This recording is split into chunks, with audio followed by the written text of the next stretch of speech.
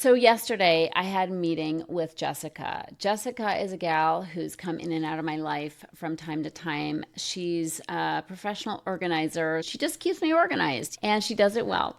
And I'm grateful for the help. I don't judge myself anymore for needing the help. Hey, it's not my strong suit. I'd rather be talking to you right now. So she takes care of all those little in the weeds details that I don't want to deal with. Jessica was with me on the phone. It was a 2 hour appointment that we had, and we were going deep into the weeds of my taxes and things that I needed to get together. And I was getting more and more uncomfortable because I hate that stuff. It was 3 in the afternoon, and I was going to the kitchen thinking, I have to eat something. And then I'm like, Tricia, you can't eat anything, which I knew. But I was thinking maybe I can drink something. And it was clearly for emotional reasons. I hated how I was feeling. I didn't want her pressing me with these questions. I didn't want to deal with it. Have you ever felt that way? Like you just don't want to deal with certain adult things that aren't fun? So, yeah, so that's where emotional eating reared its ugly head, and I wanted to medicate how I was feeling. And on this episode, I want to talk about food noise and when it gets the loudest.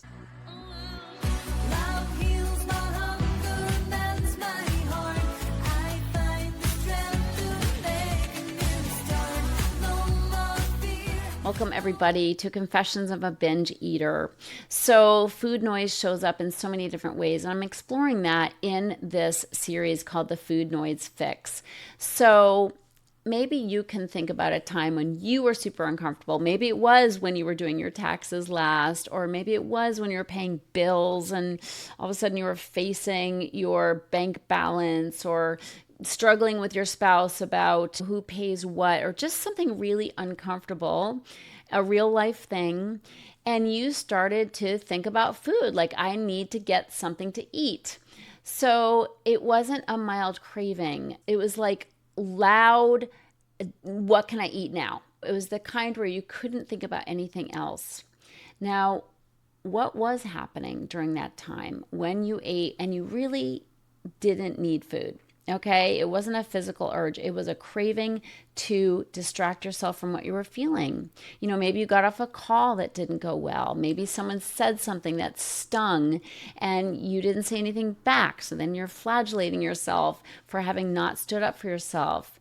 Maybe it was a task that you'd been avoiding for days because it was so uncomfortable, like taxes. Ugh, the bane of my existence.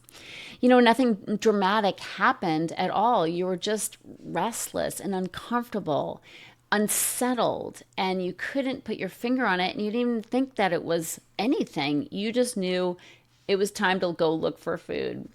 So that's food noise that happens in reaction to feelings, even when you're not aware of it, okay? It's a sequence. You feel something, you're uncomfortable enough to go look for something to eat, you eat, and then you're numb and you don't feel anything anymore. So I want to talk about this sequence because it's the engine underneath so much of the food noise that we experience. And unless and until we start noticing the sequence, feel, eat, numb, we're going to keep repeating the same pattern. So a wise man said to me once, Tricia, the food is not the problem. The food is the solution you've been using for a problem that has nothing to do with food. And he was right. I'm going to say it again. The food is not the problem. The food is the solution you've been using for a problem that has nothing to do with food. So this is the insight that most diet culture never gives you. People in the weight loss industry don't know this very critical thing. You know, diet culture needs food to be the problem. Weigh and measure, eat the right foods, get the right macros, get the right ketones, eat enough protein. And it's endless for decades, right? Making food the problem. But if the food is the problem, the solution is a better food plan. And yet you've done that for so many years and it hasn't solved anything. And I'm here to say food isn't the problem. Food is actually the solution for us if you struggle with food and weight, if you're an emotional eater or a binge eater.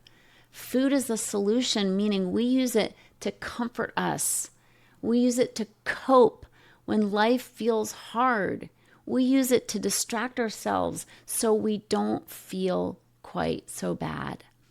And changing what you eat without addressing why you eat is just going to get you where you are right now, which is still searching for a solution. So the problem isn't food, it's how you relate to food. So I want to talk to you about the emotional eating sequence. So emotional eating, in the simplest way I could describe it, is eating to feel better. And we do it all the time. We eat to feel better. And I don't mean to make your body nourished, because that's a different kind of eating. That's physical hunger. We're eating to nourish our bodies. But when we're wandering around the kitchen looking for something to eat, we're looking for something to fix our feelings. So with that context, what I'm about to say will make more sense. The sequence is simple. You have a feeling, whether you're aware of it or not.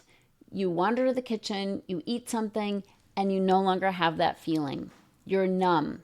So let's break it down. The first step is you have a feeling, again, whether you know it or not, but loneliness, stress, frustration, anxiety, in the moment, stuff's happening. You're not really being present to what's happening.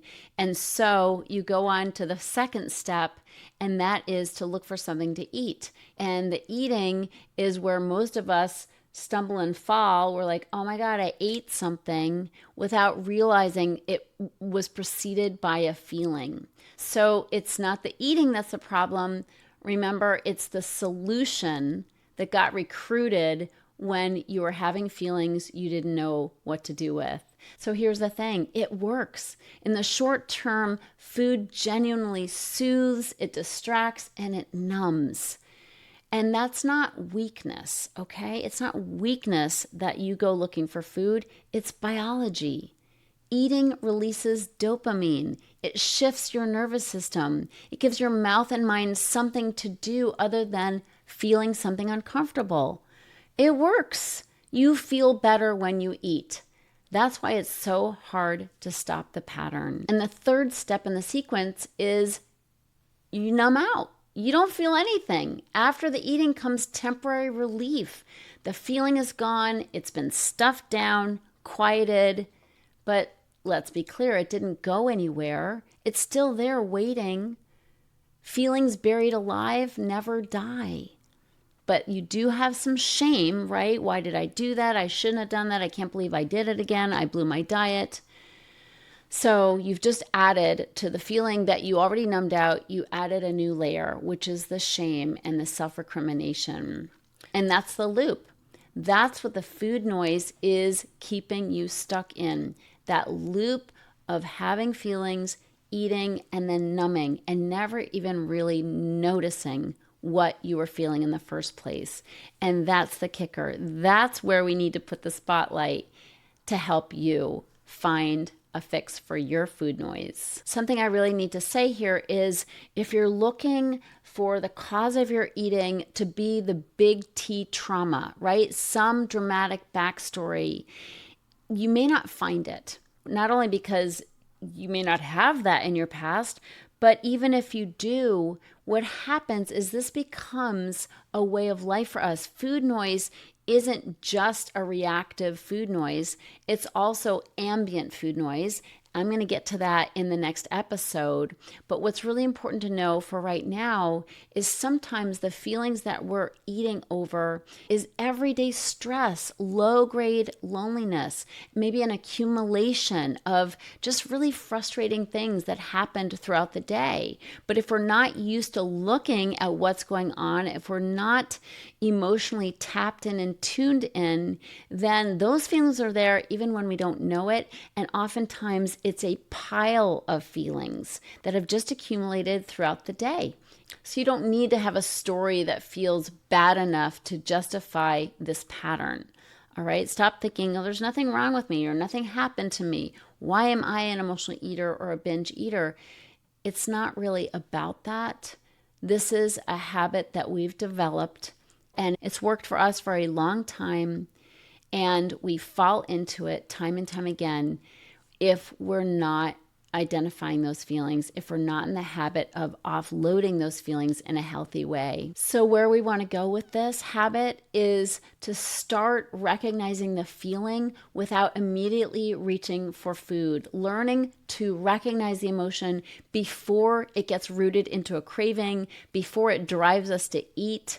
That's where we want to go. That's how we start healing emotional eating. And just so you know, that's learnable. That practice is learnable, and that's what the rest of this series is really about. So before the next episode, your homework is to try and catch this sequence in real time. When you notice food noise starting to get super loud and the craving super urgent and insistent, just pause and ask yourself, what am I feeling right now? What's really going on? And you don't have to stop the eating even. You don't have to do anything differently. Just try to name that feeling. What might be underneath the surface that's making you feel uncomfortable enough to want to get up off the couch and go looking for food? Even one word: stressed, lonely, restless, bored, annoyed. Just one word. That can start the shift, the pivot out of an unconscious sequence and into a life of self-awareness and change in your eating patterns. So, in summary, the sequence is feel something, eat, numb out. Okay? And once you see that sequence, you start understanding that your relationship with food is actually a relationship with your own emotions. That's what's really happening. Okay, on the next episode, we're going to pivot from reactive food noise, which is what this episode's been about, and focus on ambient food noise. And I'm really excited to talk to you about this because it's persistent and it's tripping you up time and time again. Thanks for listening. I'll see you on the next show. If you're ready to get off the dieting roller coaster ride and finally make peace with food and with your body, talk to a Heal Your Hunger mentor about what steps you need to take based on your own history with food and weight. Go to healyourhunger.com and register for an emotional eating breakthrough session and see how fast you can experience real change. It's a complimentary evaluation, but there are limited spots available. So go to healyourhunger.com and register to speak with a mentor today.